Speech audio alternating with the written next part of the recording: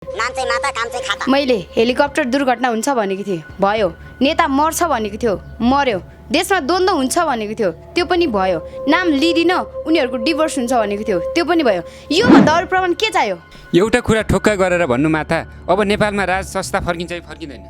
फर्किन्छ, अवश्य फर्किन्छ। किनभने राजाले मेरो चरण कमलमा ढोक गरेको छ।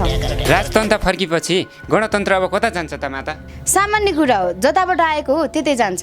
त्यसैले त आज गणतन्त्रवादी नेताहरू दक्षिणतन्त्र हुँदैछन्। यदि तपाईँको आँखा अगाडि सबै भिजुअल देखा पर्छन् भने भन्नुहोस्, म म्यारिड हो कि होइन, मेरो गर्लफ्रेन्ड छ कि छैन? तपाईँको बोलाइ हेर्दा तपाईँको विवाह भइसकेको छ।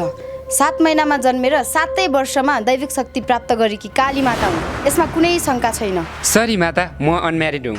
यो माताले धार्मिक र सांस्कारिक विवाह र लिभिङ टुगेदरलाई एउटै मानेको छ। त्यसैले मैले भन्न खोजेको कुरा चाहिँ के हो भने तपाईँ कन्या केटा होइन। तपाईँको गोप्य कुरा मिडियामा बताउन चाहन्न।